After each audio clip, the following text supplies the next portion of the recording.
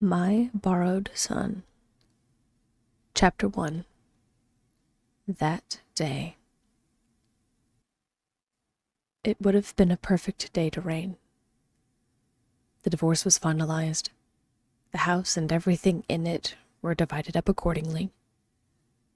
But only 2 boxes of an entire life together had been cracked open. The rest were still taped and shoved in every free space available. 7 years. It had only been 7 years. Well, they don't call it the 7-year itch for nothing. But why did it have to be her? Amanda Silverstein sat on the edge of the hard plastic bench just beside the playground in the neighborhood she'd moved into just 1 month ago. The sun shone brightly on the metallic structure that made up the playground. The swings drifted back and forth in the light breeze that didn't reach the clouds high above. It looked abandoned, but school was in session, so no kids were present yet. In a perfect world, Amanda could have seen her children playing on a playground like this. The house her and her now ex-husband had was next to a lovely playground. All of these hopes and dreams were now dry and fading like the ink signature on the divorce papers sitting on her kitchen table. They weren't, however, dry like her eyes. Amanda hadn't stopped the slow stream of leaking tears since she went on her walk. The warmth of the sun couldn't penetrate the barrier of numb sorrow strangling her heart. Every moment she wondered what she could have done differently. Could she have spoken softer? Was it the hours she worked? Her desire for kids? What chased him away? Or was it inevitable? Were there too many differences in the first place? Was there anything she could have done? Amanda hung her head and laced her fingers through her hair by her scalp. Deep breath after deep breath, she was managing to keep herself from succumbing to the nausea plaguing her. Head throbbing, she leaned back and stared at the cloudless sky. It was only now that she realized she wasn't shuddering with every breath. She filled her lungs and exhaled the first calm breath she had taken in hours. What was she going to do now? Work, obviously. But what else?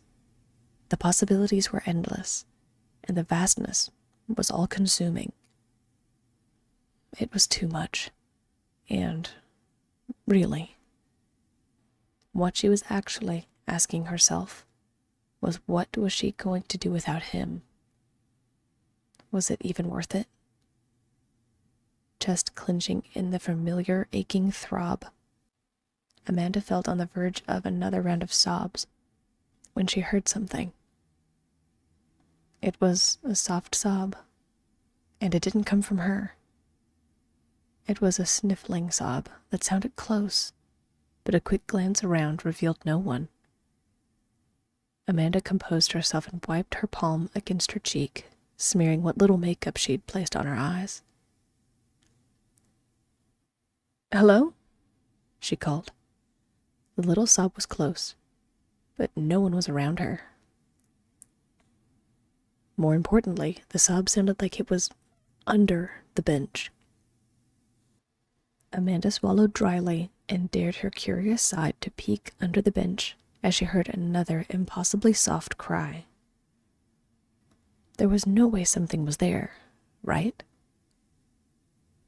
She pulled her skirt to the side and looked, heart skipping every other beat in her chest as she did.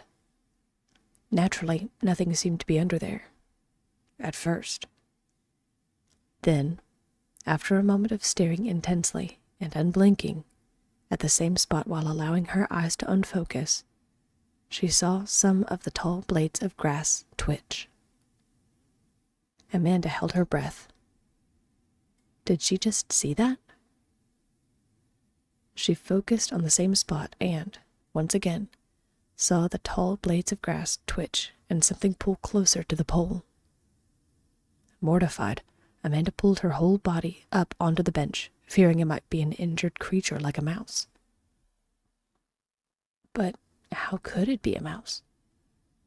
It was a light sandy brown, and was too round for a mouse.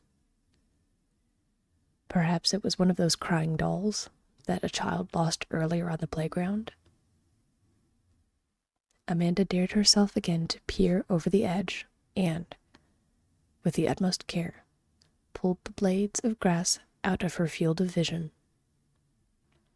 Almost instantly stunned, she found herself locking eyes with the smallest boy she had ever seen in her life.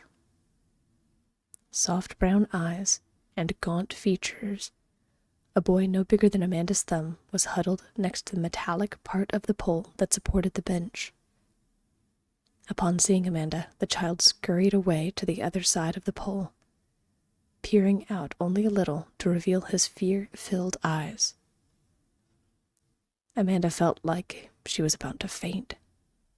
Stunned beyond words didn't cover the rush of emotions she experienced.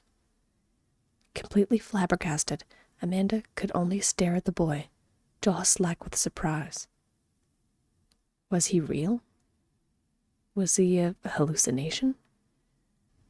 Was this some kind of manifested stress creature because of everything she was going through recently?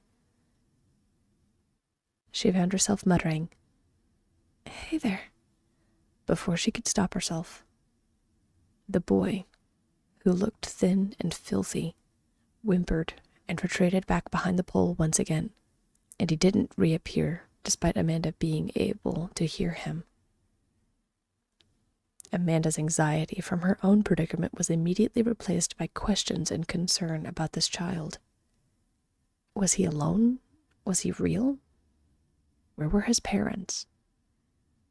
He looked human enough, but he couldn't be human if he were that small, right? What should she do? Should she call the police? Or was he more like an animal and, if she touched him, he would be rejected by his family? What should she do?